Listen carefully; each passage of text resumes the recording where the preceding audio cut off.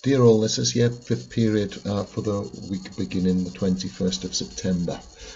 What you guys have is a skills focus.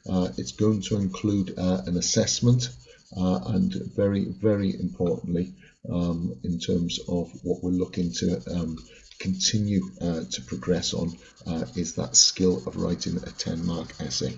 Now, just very quickly, something that I want you guys to realise is that based on last year, obviously, and what happened in the situation we were in at the end of the year, every homework is important, and what I want to see, what Mr. Fussell most wants to see, is effort. UCAS grades are under review. It's important some of you realise there was virtually everyone in class the other day said they wanted an A or a B, but the target grades that or the predicted grades that go off to UCAS are based on teachers' professional judgment. There isn't anyone who has a UCAS grade 2 grades higher than their AS grade. Now, if you are hoping for that to be the case, then Mr. Fussell and myself need to be convinced. Now, that's not a conversation. That's not a please, sir, I want this. That won't cut it. What we want is action. If people think they are capable of a B grade or an A grade or higher, then they need to prove that. And I think everyone would agree that's the only fair way. So obviously that needs to come through things like homework grades. It needs to come through participation in class, and it needs to come through people doing extra. So wider reading outside of class, extension activities that staff are aware of. And I think people would agree that's the only fair way in which to look at and review someone's targets or predicted grades under UCAS.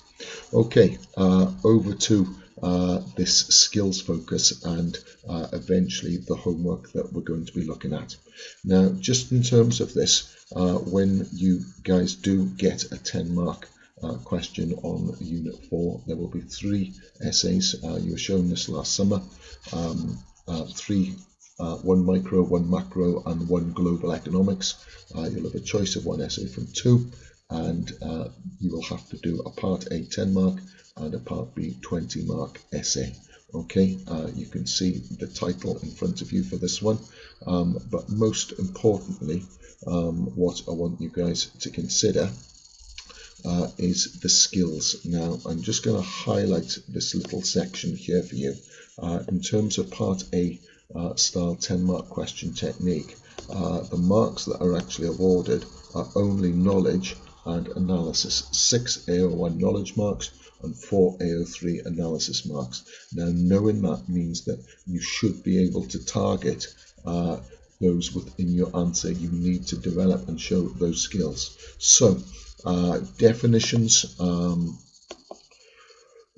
possibly with examples of key terms, very important. You have concepts that show developed chains of reasoning. We looked at that last summer. So use of connectives, which clearly use and explain each concept. So you're developing that AO3. Now that without those clear chains of reasoning, you will not get those analysis marks.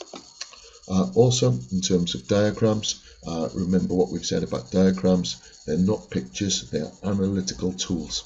Okay, so diagrams with annotation, that is used, the diagram is explained.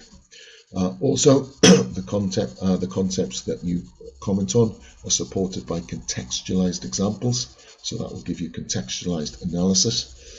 And also you pay close attention to the command words, and by doing that, that will help to maximize your marks. Now, when it comes to Unit 4, obviously if there's 3 questions, all 30 marks, and you've got 3 10 marks, effectively you're saying a third of that unit is assessing this skill, that 10-mark skill, and obviously this is going to have a huge bearing on your overall A2 grade. So this has got to be a focus for you. Now, in terms of how to develop this, we talked about this in the summer, and you guys need to go back to this, ways to develop your analysis. We've talked about BLT, and we'll come on to that. B because, L leads to, and T therefore, trying to develop those chains of reasoning. If you do that, you can very quickly start to pick up those analysis marks. So in terms of a chain of reasoning, good analytical connectives that you can include. If something happens, then what? As a consequence, this would or could mean. As a result, therefore, however, this leads to, this is because, in turn, although, and these are the sorts of connectives that you should be using. Okay, in terms of making chains of analysis, just a reminder of a couple of examples that we went through in the summer. This statement, an increase in interest rates will lead to a fall in inflation. Well, some people might say that's just a fact. That's just knowledge. There's no analysis. You've just asserted a point. Okay, so what you need to do is you need to put chains to explain your reasoning. So an increase in interest rates raises the cost of repayments on variable rate mortgages. This leads to a fall in effective disposable income and consumption, which may cause the output gap to become negative, leading to a possible fall in inflation. And obviously, if you used a diagram, so much the better. Okay, so that chain of reasoning is very important. Now, in terms of another example, in terms of this, explain how negative externalities from production can cause market pollution. If you look below the screenshot, if you'd written pollution from farming leads to external costs on third parties, overproduction and market failure, in response to that question, explain how negative externalities from production can cause market failure. It leads to external costs on third parties, overproduction, market failure. Again, that could be just seen as a fact. It's AO1, it's knowledge only. So what you need to do is put in those chains of reasoning. So if you look at the example, externalities are spillover effects from production and consumption for which no compensation is paid. Externalities lie outside the marketplace and outside the market price. Examples of negative externalities include the external cost of pesticides used in intensive farming and damage to ocean beds from industrial fishing. Note the contextualized example. The overuse of pesticides will pollute rivers and streams, which then causes harm to those who use them. Marginal social cost will exceed marginal private cost, and if market output supplied is higher than the social optimum, then there is market failure and a deadweight loss, and some intervention might be needed. Now, that is a significantly better answer than simply writing pollution from farming leads to external costs on third parties, overproduction and market failure. And this is what is going to be required within your 10-mark answers. Okay, even better would have been to use that diagram below and refer to that. Okay, so this is what you're aiming to do. This is going to take you a bit of time, and it's very important that you guys get this right. Okay, so just for reference for this particular assessment that you guys are undertaking, this important assessment, connective phrases to develop analysis or links. So when you're comparing things like in comparison with, for differences, for similarities, similarly, as with, moreover, just as, if you're adding a point, in addition, furthermore, besides, when you're signaling contradiction, which might not be in a 10-marker. On the other hand, alternatively, if you introduce evidence, for example, for instance, and so on. If you want to change direction, despite, however, although, if you want to signal emphasis, most of all, most importantly, and so on. Cause and effect, therefore, as a result, owing to, because, expressing an alternative, alternatively, or on the other hand. If you want to deduce something, in other words, this implies, concession, however, or even though, and when writing a conclusion, thus to summarize, and so on. So these are tools that you can use, these connectives that will help develop links from point to point. Now, what I want to do is I want to go through a 10 marker that we looked at back in the summer, and I want to remind you of what a good one looks like. Okay, so I'm just going to very quickly remind yourself of the key things that you should have, and you can see them in red. Definitions with examples of key terms. Develop chains of reasoning using connectives such as the BLT, because leads to therefore, and you clearly explain any relevant concept. You include and use diagrams, and you support your answers with contextualized examples. Okay, so this question, and this is in your notes. Let me just double check. It was on page 20 in your booklets. So what you're going to be doing is when you write your answer, you're also going to be using this color coding. So you're going to need to write in orange for any knowledge-based question, okay, or for any part of your question that is AO1 or knowledge-based in your opinion, and you're going to write in purple for any AO3 analysis that you include. Okay, so the question said, explain using diagrams the shape of short run and long run average cost curves. Okay, so I've started off with a definition. In the short run, at least one factor of production is fixed.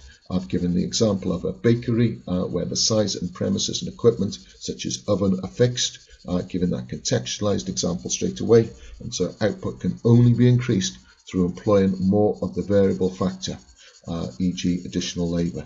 Now straight away that is knowledge, so it's an orange. The employment of more work, and the question said, using diagrams explain the shape of short run and long run average cost curves. The employment of more workers may initially lead to increasing marginal productivity. Okay, increasing marginal productivity. Why? And this is where I'm going to develop those chains of reasoning, and I'm going to use BLT, because additional employees can lead to specialization, e.g. some involved in production, others in quality control and teamwork. In the upper section of the diagram below, okay, look at what is happening to MP. This is shown in the output up to 0Q as marginal product as rising, and this therefore results in lower marginal costs as shown in the lower section of the diagram. Okay, clear reference to the diagram. As optimal capacity levels are approached, any gains from adding more labour to a fixed amount of capital become exhausted, i.e. each additional worker employed thereafter adds less to total output than the previous one, and diminishing marginal returns have set in. And you can see quite clearly in this instance, this is the this is the output, the marginal cost curve beyond 0Q. Okay, so that this may have been brought about. Okay, look at the chain of reasoning, as there's a disproportionate amount of equipment to workers. Okay, there's not enough to go round, and this leads to workers having to queue for ovens, or due to workers getting in each other's way. This can be seen on the upper section of the diagram above 0Q, so marginal product is falling, and as a consequence, this therefore leads to rising marginal costs of taking a good to market, as shown on the lower half of the diagram after OQ. So it's the upward part of the tick or Nike swoosh of your marginal cost curve beyond 0Q. Okay, so think about all the key points that are there. Definitions, contextualized examples, chains of reasoning, use of connectives, and use of the diagram. Okay, so pushing on, increasing and diminishing marginal returns also help to explain the shape of the marginal and average variable cost curves, as increasing marginal returns lead to a fall in marginal cost, and diminishing marginal returns lead to a rise in marginal cost. Look back to the diagram. When MC is lower than AVC, it pulls the average down, while conversely AVC rises when MC is higher than AVC, as it pulls the average up. Therefore, MC cuts AVC at its lowest point as a mathematical certainty. Now again, that is knowledge based. Okay. Now the question asked to explain